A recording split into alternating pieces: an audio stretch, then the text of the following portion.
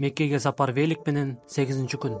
Эртемен чатырымды жыйнап, велигимдин септерин тазалап, майлап жолго чыктым. Күндүн башталышы өтө эле ысык болуп башталды. Бетке, моюнга күндүн кремин колдонууга туура келди. Паспортумдагы сүрөтүмдүн түсүнөн өтө алыстап кетпейин дедим. Жарым саат жол жүргөндөн кийин Нурбек байке фурасына коного чакырды. Коондарыбы сен үчүн алып койдум эле деп союп берип, түшкү тамакка жумуртка, өрүк, банандардан салып берди. Күн аябай ысык болгондуктан 1 саат сайын аялдамалардан токтоп эс алып жаттым. Бүгүнкү жолум Казакстанды эстетти. Ошол эле ысык аба-ырайы жана тегиз талаалар.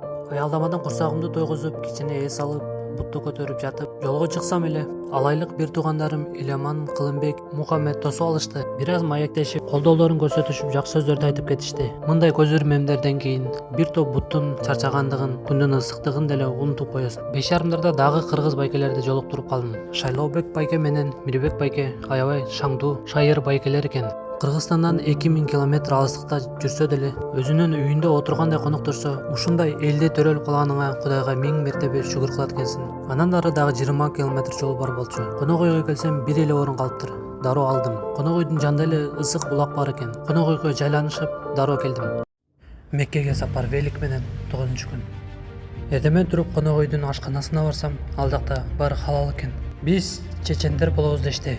Курсагымды тойгозуп сапарга чыктым. Волгоград шаарына дагы 50 километр бар болчу. Жол тегиз болгондуктан бат эле жетип келдим. Волгоград өтө чоң болгондуктан эки жерине эле барайын деп чечтим. Башка кооз жерлерди ошол аралыктарда көрүнүп калса керек деп ойлодум. Биринчи бара турган жерим алыстан эле көрүндү. Россиянын эң чоң айкели, узундугу 85 метр болгон Родина мать зовет айкели. Түбүнө барып буттарын караганда, айкелинин чоңдугуна чындыгында баа берет экенсиң. Айланасында өтө көп башка дагы айкелдер көп экен. Албетте анын баары Сталинград беттештеги эрдиктерге арналган. Айкелдин маңдайында эле Волга дарыясы, анын жанында Волгоград стадиондору бар экен. Россияда жүргөн шаарлардын ичинен Москвадан кийинки эле эң сонун кооз шаар Волгоград шаары экен. Экинчи бара турган жериме саат 6-ларда жетип бардым. Волгоград шаарынын мечити өтө жөнөкөй экен.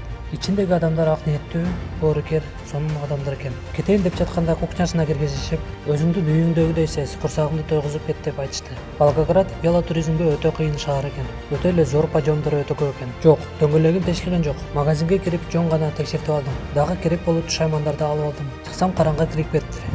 1 саат аралыкта дагы экинчи мечит бар экен. Ошол жака кирип эс алайын деп чечтим.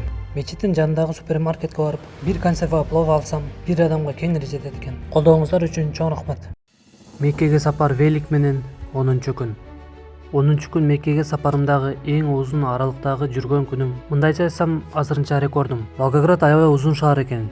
Мечиттен ары шаардын бүтүшүнө дагы 1,5 сааттык жол экен. Шаардан чыккандан кийин 10 километр аралыкта 2 айыл бар экен. Дубовый овраг деген айылдан эс алып, чай ичип, телефонумдун зарядкасын толтуруп алдым. Анткени андан ары талаалар гана мени күтүп турду. Тептегиз талаалар экен. Чөп өспөгөн сары чөлдөрү да кездешип жатты. 2-3 километр өткөн сайын талаалар ар кайсы түскө боялып жатты. Саат 2:30 Калмыктардын республикасына да кирип келдим. Биринчи айылына жеткенде бул жакта төөлөр бар экенин билдим. Дүкөнгө токтоп, муздак суу ичип эс албасам болбой калды. Күндүн ысыктыгы 30 градустан ары бери болуп турду. Калмыктардын жеринде подъем жолдордун саны аябай койду. Ага чейин жок деле болчу. Талаалар бирок ошол бойдон эле кала берди. Бирок жолдун боюнда кичинекей болгон көл, суу сактагычтар көп экен. Сууга түшкөн бир да жан көрбөдүм. Саат 5-терден өтүп мен коно турган жер ойлондура баштады. Анткени ал жака өтө узун аралык болчу. Күн болсо дайымкыдай эле саат 7-лерде кирип кетти. Күн кириши менен дагы бир көйгөй пайда болду. Жол өтө эле тар экен. Катуу ылдамдыкта жүрө албай калдым. Алдымдан артымдан машиналар келип жатканда жолдун четине чыгып айдап жаттым. Ар бир минут өткөн сайын, караңгы кирген сайын кооптуу боло баштады. Саат 7:30 эч ким жашабаган үйдүн жанында палатка коюп жатайын дедим. Иттердин үнүн угуп кой дедим. Андан ары 10 километрди бир жөө жүрүп, машиналар жок кезде жолду айдап, эптеп 1,5 саатта жетип келдим.